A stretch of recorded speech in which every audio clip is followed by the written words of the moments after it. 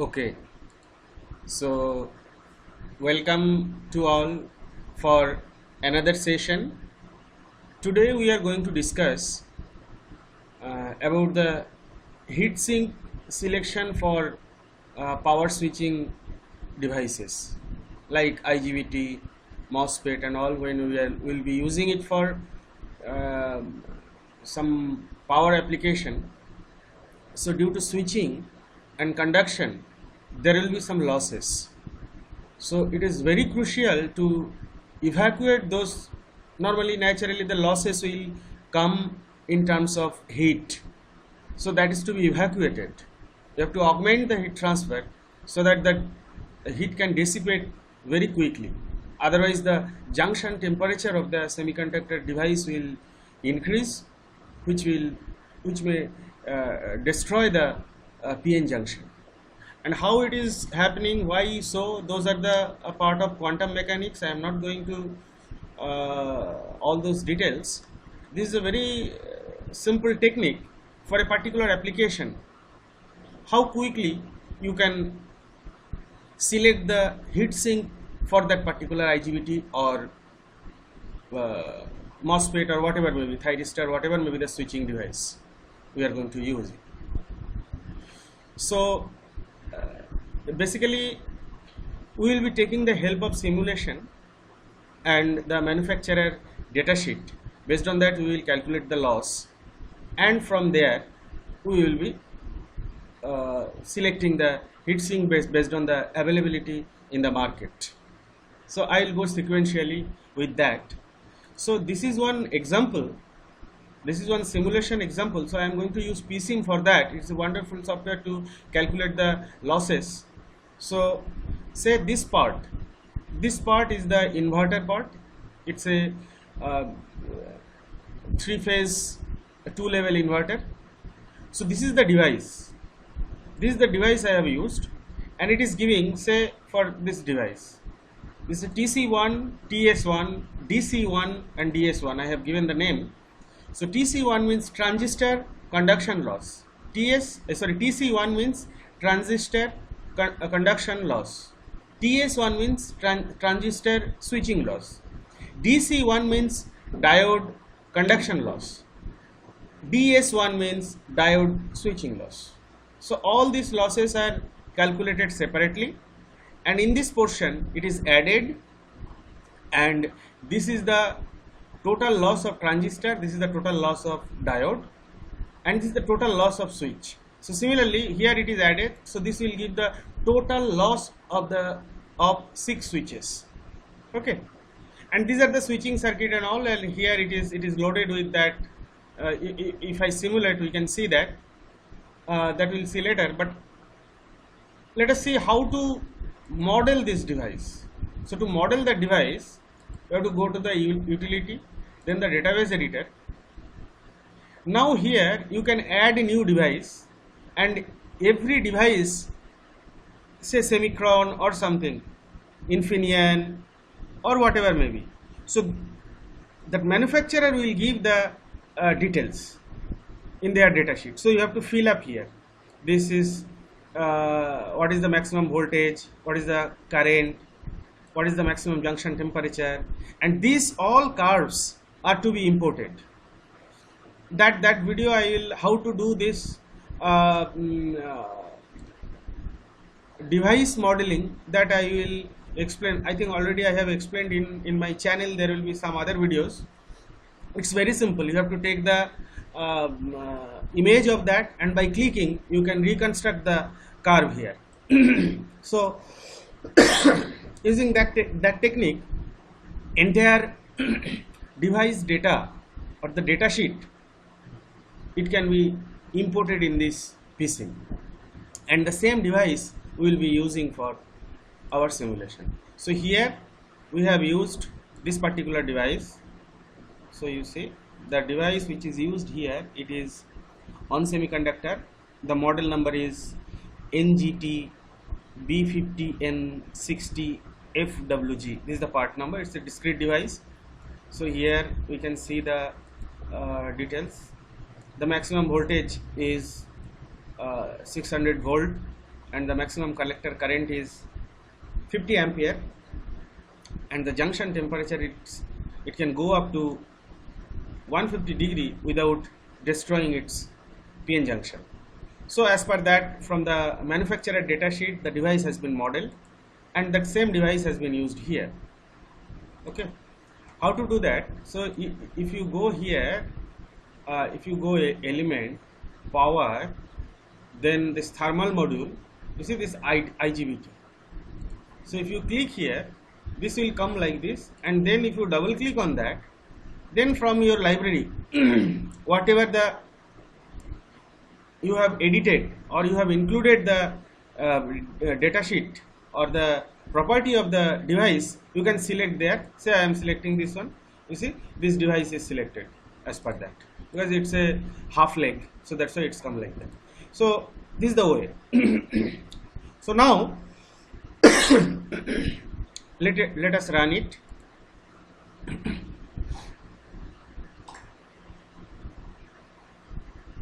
So if you run it, you will get the current. So you see this is the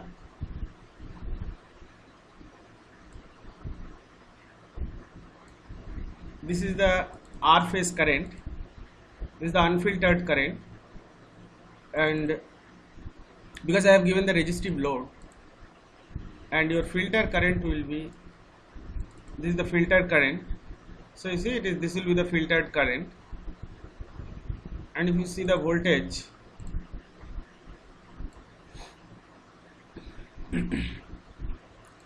so this is the unfiltered phase voltage, sorry, line voltage, and if you want to see the filtered one, so this will be the filtered line voltage. So definitely, to calculate the total loss, you have to load the inverter or your power switching device till the full load, and then here you have to find out the total loss. So now if you see the total loss, so this is the total loss. See, this is the total loss. So if you take the average of that, so it is coming around 270.2 watt. Okay, so this is the total loss. When this inverter will be fully loaded, 270 watt loss will be there. So that loss is to be evacuated for 6 switches. Okay, so now how to find out what kind of heatsink it will be used here? So normally in heatsink, that heat evacuation will be happening through natural convection. We know what is convection, when the heat transfer is taking place between solid and liquid. So that is the convection, and it's not forced convection, it's natural convection. There will be no flow or something like that. It is naturally the heat will be evacuated. Now we got one information that when the inverter, this particular case it's inverter, when this inverter will be fully loaded, the loss contributed by all the 6 switches are 270 watt. What should be the size of the heatsink or the geometry of the heatsink so that this junction temperature, as I told, we considered the junction temperature, maximum junction temperature rise is allowed is 150 degree. Okay, so how to select that? So as I told, it is due to natural convection. So the heat transfer, in case of convection, we will use Newton's law of cooling. So that is H A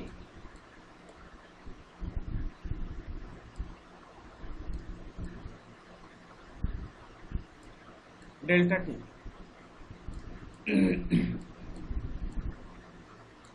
Okay. Now what is the thermal resistance? The thermal resistance is equal to change of means delta T by my heat transfer rate. So I have to find out that. So heat sink normally available of the shelf heat sink, it is characterized by this thermal resistance. Okay. So now we obtained from our PSIM simulation that to maintain the junction temperature of the switches within that safe limit, we need to evacuate 270 watt of heat. Okay, and the junction temperature as per the manufacturer claim, it is 150 degree.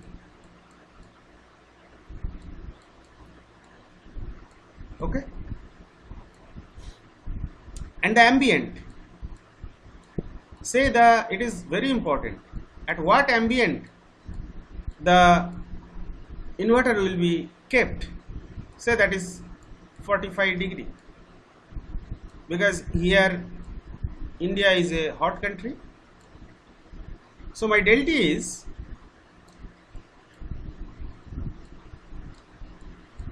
Tj minus T infinity, which is 105. 105. Okay. Now we can very easily calculate the thermal resistance.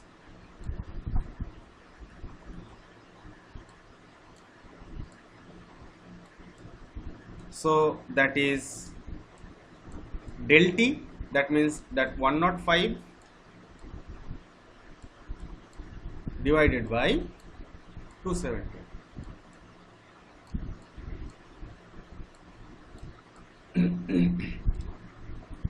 What it will come?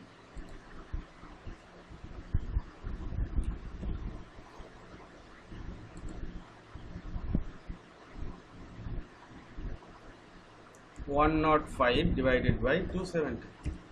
So this is 0.38. So this is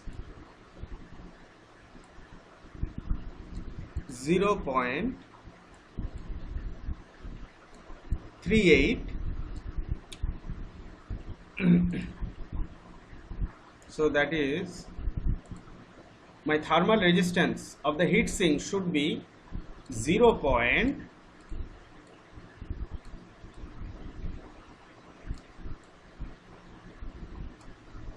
The computer got slow, I don't know why. 0.38 degree Celsius per watt.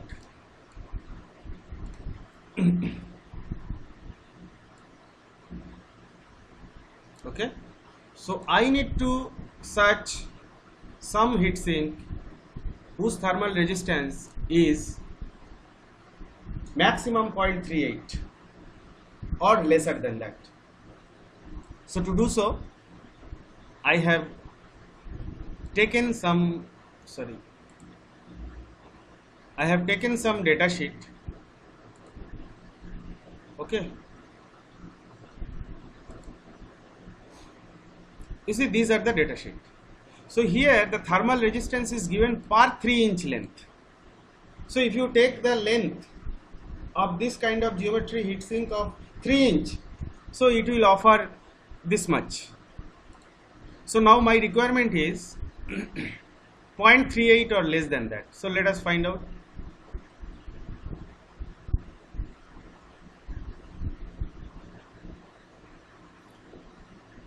You see, this heat sink is sufficient for me.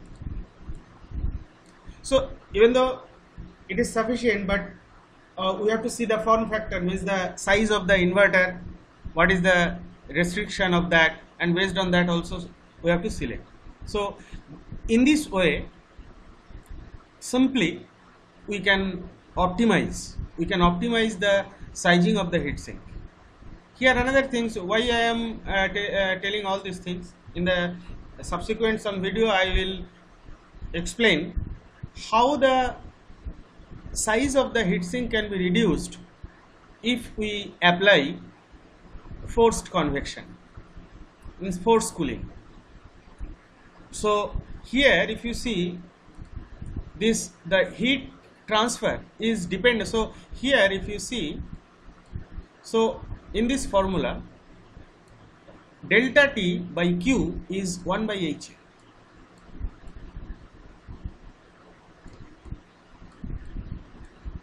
So the thermal resistance is depend on the area of the heatsink as well as the convective heat. So if the area is reduced, so naturally the thermal resistance will increase. Similarly, if the convective heat transfer coefficient it is reduced, again my thermal resistance will increase.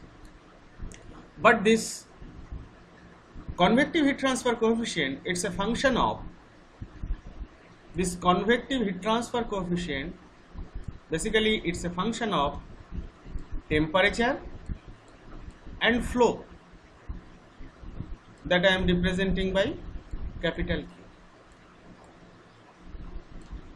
That means if your temperature, the object from where you need to evacuate the heat, if it is of higher temperature, then the heat evacuation rate will be higher.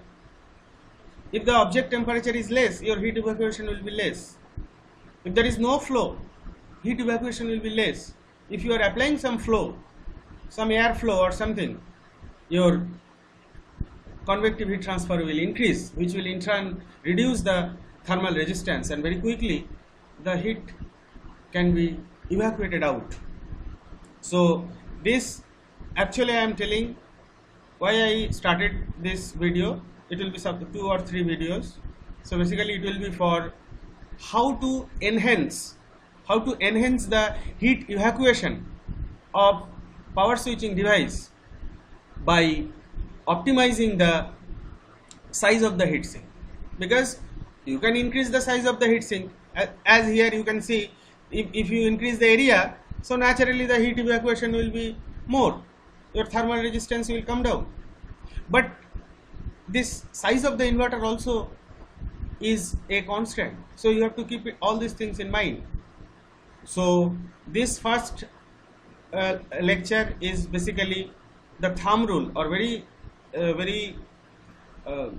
gross technique how to select the heatsink which is available in the market. Hope it will be useful for the student, researchers and the professionals. So you can my WhatsApp number will be given in the description. So if you have any query, you can contact me. I will try to help you out. Thank you so much for watching.